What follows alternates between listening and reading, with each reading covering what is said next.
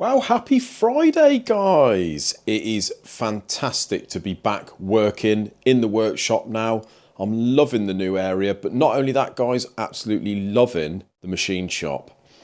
So I'm feeling fresh today, mainly because of the protein shake here. Still on the diet. Yeah, been on that since the beginning of December. Still on it. Massive thanks to Anthony Larson, my coach, for sorting out my diet and my training plan. Really enjoying that. Seems to have made a world of difference to my mental health, home life, work life, loving the cooking. Brilliant. Can't thank him enough. But yeah, let's get out in the workshop, guys, and hand the camera over to Isaac, and we'll do a little bit of vlogging, shall we? See you out there.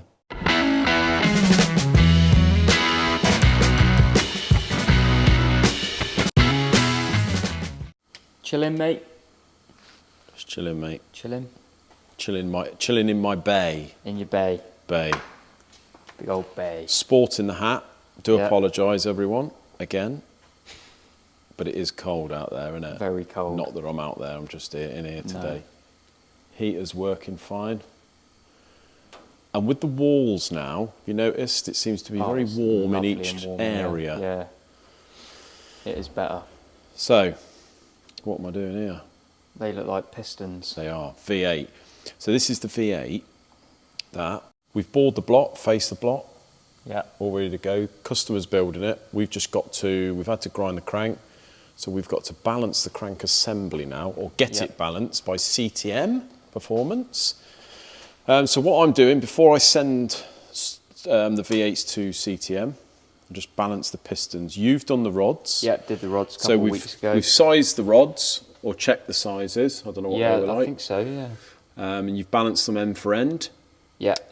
So we get all those right. The reason we do all this before we send it off is because we only send, with the V8s, you send obviously the assembly, so the clutch, flywheel, pulley, etc. Yeah. But you only send one piston assembly, so that'd be the rod, bearings. Okay, that's all you need to do, because I think they take that weight into consideration. So, yeah, you've done the rods, mate, and I'm just, the customers supplied these pistons. Yeah. So I vapor blasted those. They were pretty horrible. But these are second hand. These were second hand. Yeah, I think they'd been used before. Yeah, but they're in good order. Got new rings, obviously. So what I've done is I've weighed in each individual piston first, rather than just throw a gudgeon pin and ring set with each one. I've just weighed them all first. These are the weights that we've got on all of them, so you can see that they're sort of ranging from the lightest being 4989, and this one, weirdly, is about it's about 5 grams heavier than all the rest.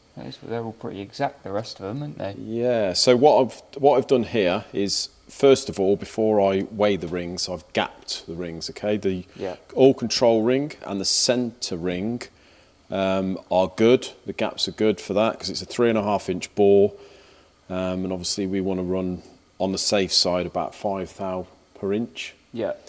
4.5 to 5. So I've had to gap the top ring, take about 2 or 3 thou off the top ring gap. Right, okay. Okay, just to get them in the safe zone. Not too much then.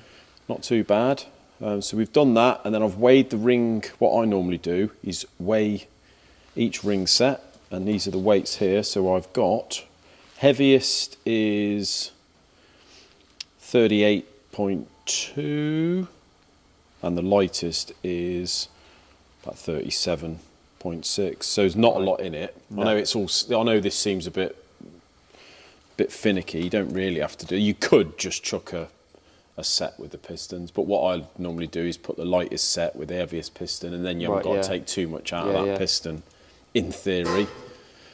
Same with the pins. So I've weighed all the pins. These 6 here weigh the same. So these are 144.6. That one there's 145.1. That's 144.1. So there's a gram difference in them. So what I shall do is put the lightest pin with the heaviest piston, and then weigh them all as a whole once I've got them sorted. And then all I do is just remove, obviously you can't remove any more material off the rings or the pins, but what I normally do is just take it out of the base of the piston here. So we just put it in the lathe, turn it out there slightly. You've obviously got there's a bit of a cast inlet there, which is, you've got that to play with. So it wouldn't take much to remove sort of 1 or 2 grams out of that. So yeah, that's what I'm doing at the moment, mate. Nice. Cosworth, we can't go any further with the Cosworth at the moment. The block is bored, just got to obviously paint it and what have you. Oh, this is the crank for the V8, which John has repolished again because it's been sitting a minute or two and obviously cleaned again in our new Get cleaner. some WD-40 on there. It's Bit of WD. So yeah, I've got to go through the head on the Cosworth. Yeah.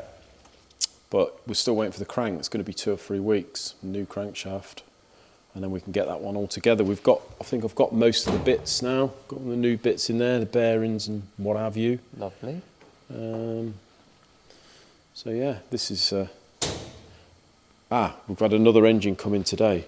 So for the negative people that say it was a bit pointless doing this, don't see how that's going to bring in any more work. We've actually booked about 4 engines in for the next sort of week or 2 that are going to be due in. We've got an RS Turbo coming in, Cosworth. We've gone international and we've got a Cosworth coming in from Spain at the end of February, which is good. This is an 1800, it's an Integra. Well, I think this is out of an 1800 early Civic. Is that a K-Series? It's a K-Series. Right, yeah. A 1.8. Now the story is with this is a donor bottom end, and the customer has come down from near Donington way this morning, bought me this. Apparently I've spoke to him, but I can't remember. And he had the engine done, it's about 1,500 miles ago. So he's run it in, he's run it in correctly, he's run it in on mineral oil to start with and, you know, did the correct procedure. But he's done a track day and it sort of lasted probably most of the track day, and then done the crank on all the shells apparently. Oh really? What's knocking and it's everything? It's done 2 ends, but it's knackered all the shells. So I'm not quite sure what happened there, whether it was a build issue or what, but it's no miles, is it? Not really. And the engine is in a classic Mini. Oh really? Should be interesting. That'd be quite quick, I Yeah, suppose. he said it's fairly pokey. So what he wants us to do is, we've got a set of rods and pistons there which are out of this donor motor. No, sorry, out of the old motor, which 2 rods apparently are okay. So we've got 6 rods to play with. Apparently the crank's good. We've got to bore this block and make a good bottom end for him, really. Any new bits, obviously shells and that. We just want to make sure that all the running clearances are correct on this and the rods are sized, and I don't know who built it or what, but you know, it could have been, if the crank was ground, because these Hondas run like a colour-coded bearing from standard, could have been a crank journal issue, couldn't it? Yeah. Could have been a, don't know, Well, map for it issue. to have Could done be anything. all 4, or at least started to Exactly. score all 4. So yeah, not good, bless him. So yeah, that would be one. We've got to strip that and just measure everything, see what we've got and what we can recoup, see if we can make a good short motor for him. And I did point out, if any of you guys are building engines at home or having stuff done from machine shops, he hasn't brought the cylinder head in, and he said, oh, the head was obviously done 1,500 miles ago, it's fine. And I said, look, if it's done an end, you've got debris floating around, so you've got to strip the head out, especially on these K-series, because it's a series of rockers, there's oil ways everywhere.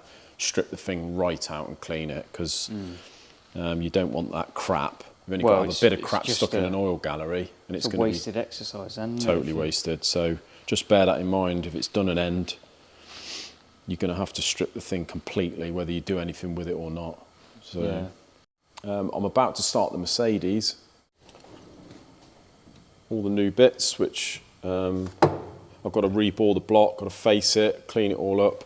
That should be a nice motor, that. Really. Yeah. Don't see many of them. So we had another chap come in this morning, a local chap actually, and he's on about us doing something with his rally engine. And I'm pretty convinced myself it's because we've done all this. We just look a bit more pro now, don't we? Yeah. No, it does. It fills people with confidence, doesn't it? It does, really. Yeah. If it looks professional, then they tend to think you are a bit more professional. It's the way it works nowadays, isn't it? So, yeah. What's going on with your BMW engine then? That must be... That's just sitting there looking pretty, mate, Yeah. for us to look at. Just waiting for our E30, ain't we? Yeah. We've still got a few bits to do on that, don't we? Yeah, I think the sump's not bolted on properly. Yeah, still got a few bits to do, and obviously all the ancillaries we've got to clean. Yeah. But we shall do that when the time, I suppose, when we get the car back, mate, and it's the car's local and sort of being prepped for paint. We'll obviously be over there a lot with the second channel. Yeah. Giving you updates on that, and that'll encourage us a bit more to crack on with that, won't it? Yeah, we still need to clean up gearbox and the diff and all that. We've still got to do that.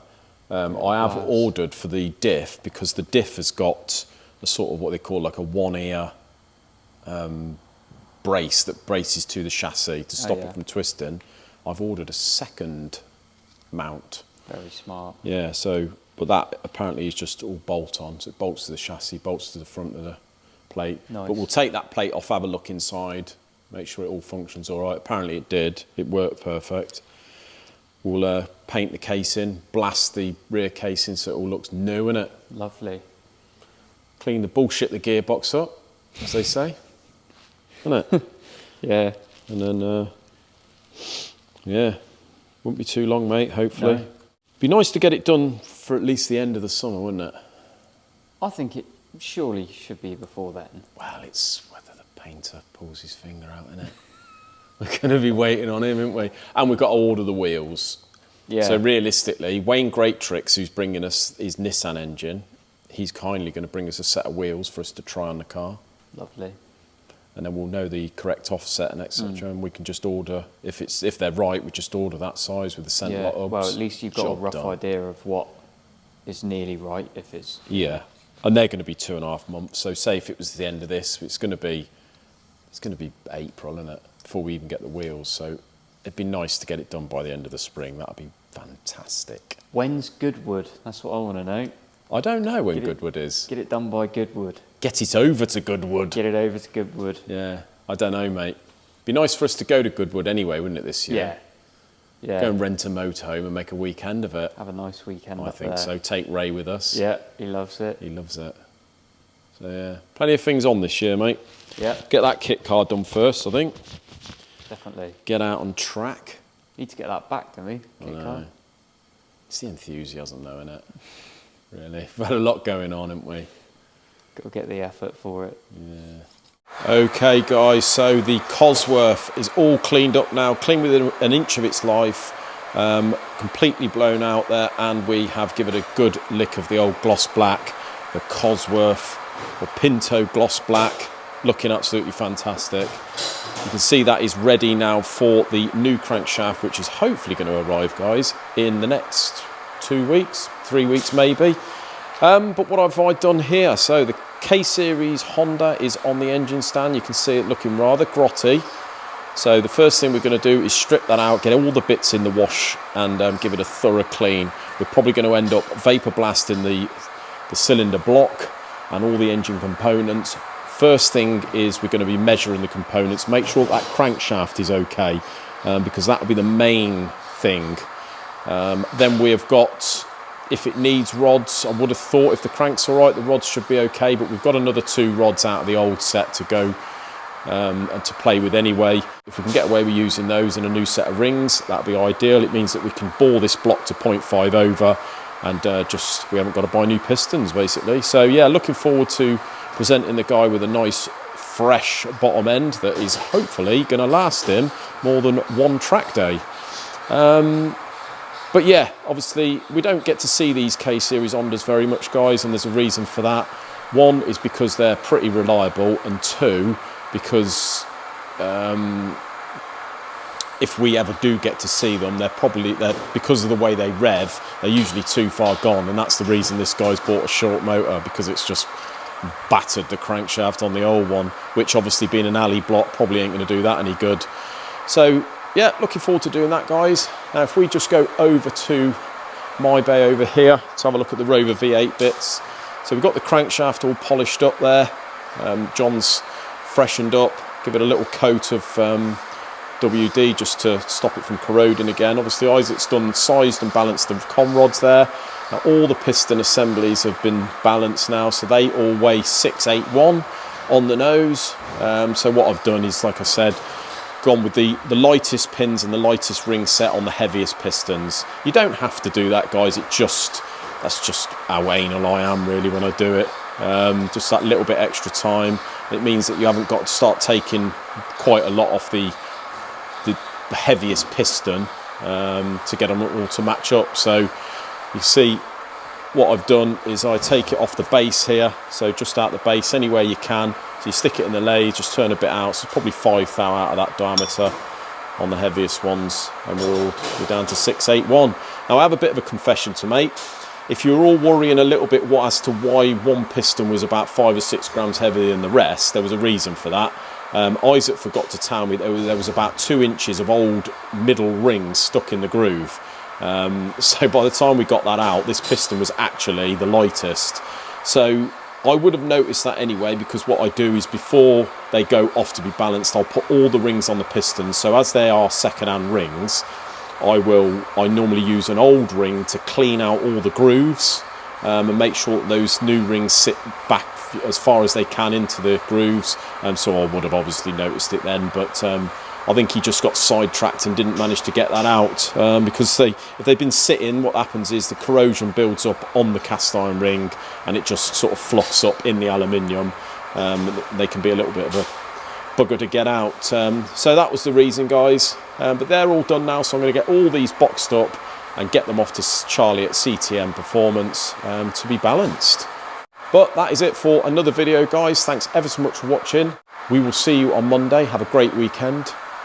Yeah, see you then. Cheers, guys.